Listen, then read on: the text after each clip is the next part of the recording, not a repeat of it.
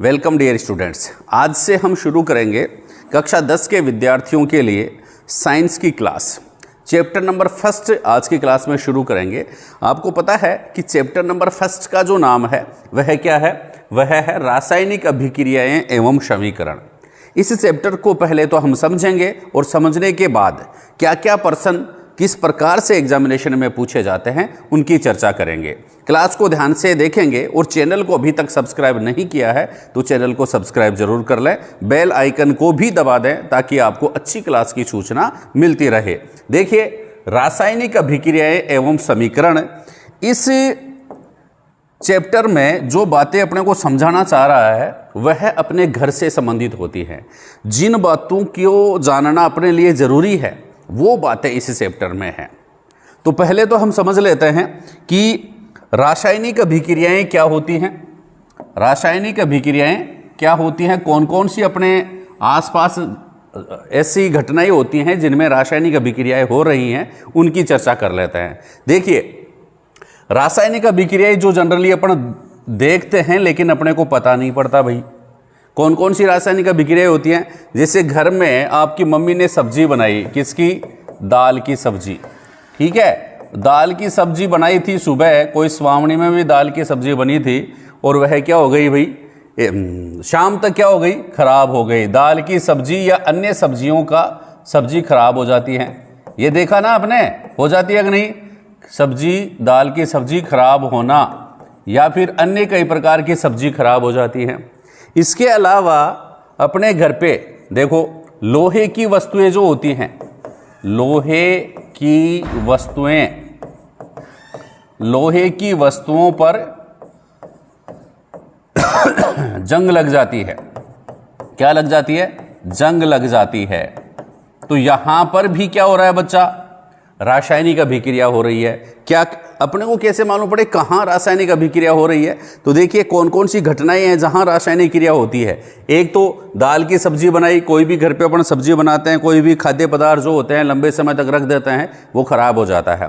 क्यों? क्योंकि उसमें कोई ना कोई रासायनिक अभिक्रिया हुई है। दूसरी बात, लोहे की वस्तु बाहर रख दी आपने, हवा में रखी हुई है, पानी गिर रहा है, हवा आ रही है, ठीक है ना, तो उसके ऊपर क्या लग जाती है? जंग लग जाती है। ठीक है, इसके अलावा घर में जो चांदी के आभूषण होते हैं, चांदी के आभूषण जो होते हैं उनके ऊपर, आभूषणों पर काली परत का चढ़ जाना, काले हो जाते हैं आभूषण। मम्मी से, दीदी से पूछना, जो भी चांदी के आभूषण हैं उनके ऊपर क्या चढ़ जाती है? काली परत चढ़ जाती है। तो चांदी के आभूषणों पर काली परत का चढ़ना, यहां पर भी क्या हो रहा है भाई? कोई ना कोई केमिकल रिएक्शन है, कोई ना कोई रासायनिक अभिक्रिया हो रही है। इसके अलावा कॉपर जो होता है, तांबे के बर्तन जो होते हैं, अपने घर में कोई तांबे का लोटा रखा हुआ हो तो उसके ऊपर एक ग्रीन हरे रंग की परत चढ़ जाती है, तो उसका मतलब वहां पर भी क्या है? कोई ना कोई रासायनिक अभिक्रिया है। तो कॉपर या तांबे पर हरे रंग की परत चढ़ना, देखो ये अपने घर में सारी घटनाएं होती हैं। होती है कि नहीं होती? होती हैं भाई। सब्जियां खराब हो जाती है, सुबह बनाते हैं शाम तक खराब हो जाती है, शाम को बनाते हैं सुबह खराब हो जाती है। इसके अलावा लोहे की वस्तुएं जो होती हैं उसके ऊपर जंग लग जाता है।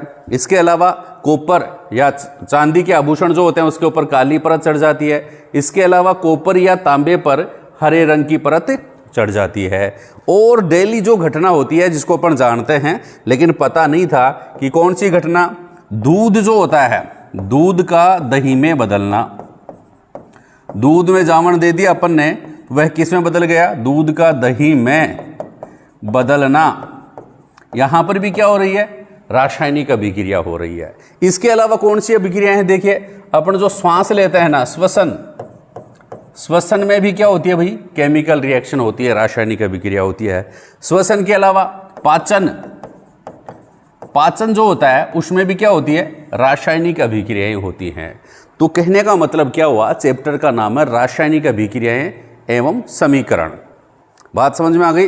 रासायनिक अभिक्रिया किन किन घटनाओं में हो रही है? जो अपने घर पे हो रही है। ये सारी घटनाएं जो होती है ना, इन सारी घटनाओं में कोई ना कोई केमिकल रिएक्शन होती है।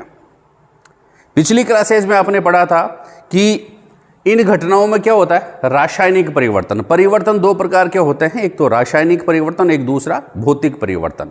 रासायनिक परिवर्तन जितने भी होते हैं उनमें होता क्या है? एक नया पदार्थ बनता है, एक नया पदार्थ बनता है। ये खास बात है इसकी, नया पदार्थ बनता है। ठीक है, इनमें कोई ना कोई पदार्थ आपस में जब क्रिया करते हैं ना तो एक नया पदार्थ बनाते हैं। वह नया पदार्थ जो होता है ना वापस उन पदार्थों में नहीं बदलता। इसको हम क्या कहते हैं? रासायनिक परिवर्तन कहते हैं। कौन कौन सी घटनाएं आपसे पूछे कि दाल या सब्जियों का खराब होना, लोहे की वस्तु पर जंग लगना, चांदी के आभूषणों पर काली परत चढ़ना, कॉपर या तांबे पर हरे रंग की परत चढ़ना, दूध का दही में बदलना, श्वास लेना, भोजन का पाचन होना, अपने पेट में जलन होना, पेट में जलन, यहाँ पर भी कोई ना कोई केमिकल सीक्रेट होता है। ठीक है ना, यहाँ पर भी एसिडिटी जिसको कहते हैं, वहाँ पर भी क्या होती है? कोई ना कोई केमिकल रिएक्शन होती है। बहुत सारी घटनाएं हैं। तो इन रासायनिक अभिक्रियाओं में कौन से पदार्थ आपस में क्रिया करते हैं? उन पदार्थों की क्रियाओं को दर्शाने के लिए जो समीकरण बनाए जाते हैं उनको हम क्या कहते हैं बच्चा? रासायनिक समीकरण कहते हैं। होता क्या है इनमें कि कोई भी पदार्थ जो होता है, मान लो कि एक पदार्थ ए है, ठीक है, और वह क्या करता है? किसी दूसरे पदार्थ बी से रिएक्ट करता है, ठीक है, और इसके बाद यह तीसरा पदार्थ बनता है क्या? सी बनता है। तीसरा पदार्थ क्या बनता है? सी। या दो पदार्थ और सी के अलावा एक और पदार्थ बन गया, कौन सा? डी पदार्थ बन गया। कौन सा पदार्थ बन गया? डी। तो ये पदार्थ आपस में क्रिया कर रहे हैं और नए पदार्थ सी व डी बना रहे हैं। तो जो पदार्थ आपस में क्रिया करते हैं ना किसी भी समीकरण में, इसको अब मैंने रिप्रेजेंट कर दिया। ये क्या हो गया? समीकरण हो गया, रासायनिक समीकरण। ये क्या हो गया? रासायनिक समीकरण हो गया। रासायनिक अभिक्रियाएं जो होती हैं उनमें क्या होता है? उनमें कौन से पदार्थ आपस में क्रिया करते हैं और क्रिया करने के फलस्वरूप कौन से पदार्थ बनते हैं, इसको दर्शाने के लिए जो समीकरण अपन लिखते हैं उस समीकरण को हम क्या कहते हैं बच्चा? रासायनिक समीकरण कहते हैं। और रासायनिक समीकरण में क्या है? जो पदार्थ आपस में क्रिया कर रहे हैं उनको क्या कहते हैं? क्रियाकारक कहते हैं। उनको क्या कहते हैं? क्रियाकारक कहते हैं। और क्रियाकारक और कहते हैं, एक और नाम है इनका, इनको अभिकारक भी कहते हैं। क्या कहते हैं बच्चा? अभिकारक भी कहते हैं। और इंग्लिश मीडियम से जो स्टूडेंट्स हैं उनके लिए इनको क्या कहते हैं बच्चा? रिएक्टेंट भी कहते हैं। क्रियाकारक, अभिकारक या रिएक्टेंट। और इन क्रियाकारकों के आपस में क्रिया करने के फलस्वरूप जो पदार्थ बनते हैं, इन पदार्थों को हम क्या कहते हैं बच्चा? क्रियाफल। क्रियाफल भी कहते हैं। और एक और नाम है, इसको उत्पाद भी कहते हैं। और एक और इंग्लिश मीडियम वाले स्टूडेंट के लिए इनको अपन क्या कहते हैं? प्रोडक्ट भी कहते हैं। ठीक है, इन रासायनिक अभिक्रियाओं के बारे में अपने इस चैप्टर में बहुत सारी बातें हैं। और इन अभिक्रियाओं को रिप्रेजेंट करने वाले समीकरणों के बारे में इस चैप्टर में बहुत सारी बातें हैं। अगली क्लास में इन सभी बातों की आप लोगों के साथ चर्चा करेंगे। आज की क्लास में बस इतना ही आपको बताएंगे कि रासायनिक अभिक्रियाएं कौन कौन सी अपने पास घटित हो रही हैं, उनके बारे में आपने देखा। क्लास अच्छी लगे तो चैनल को सब्सक्राइब जरूर करें और शेयर जरूर करें। थैंक यू, धन्यवाद।